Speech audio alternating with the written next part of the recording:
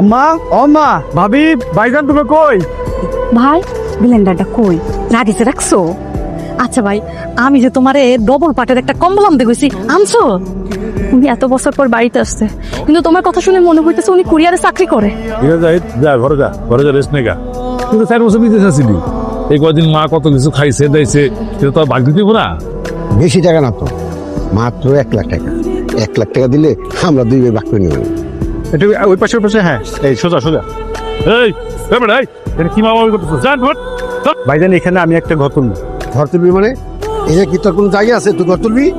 বাড়ি যদি ভাগ হয় উঁচু নিচু সমান ভাগ হইব। সাপ কথা কই দিলাম, তুই বাড়ির পিছন টাকা নিলে নিবি, আইলে নাই। এই বাধা দিলে তুই কি করবি? তোর এত বড় সাহস কেন দিতে? এত খুশি হইও না ভাবি, দুর্বলের লোকে জুলুম করলে আমার সহ্য করবো না। যখন আমি প্রবাসে ছিলাম তোমার কথা খুব মনে হইতো। 2 ভাই 2 ভাবি, আমি বাইরে থাকতে থাকতে তোমরা কখনো আমার কল করে দিছো, নমুনা এখন আমি পাইতেছি।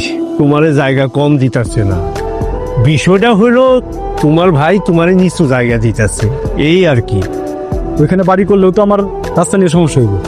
তোরা জায়গা দিব না বলছি তো। আমি আরো 1 লাখ টাকা দিব, তোমাকে 2 জনের মধ্যে যে কোনো একজন ওইখানে গিয়ে উঠো।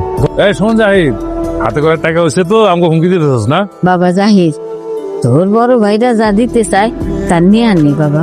সমস্যা না, আপনার কাছে তো আমি ন্যায্য বিচার পাইতেছি না। যেখানে যাওয়া দরকার এই জমির লেগে আমি সেখানে যাবো। মা তোমার এটা কথা কই, এই বাড়িতে কোনো সয় সম্পত্তি পাইবো না।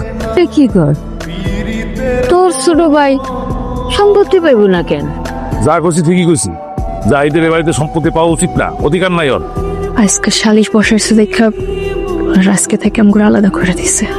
আজকে কষ্ট করে একটু মুড়িটা খাও, আমি কালকে থেকে আর রান্না করবো।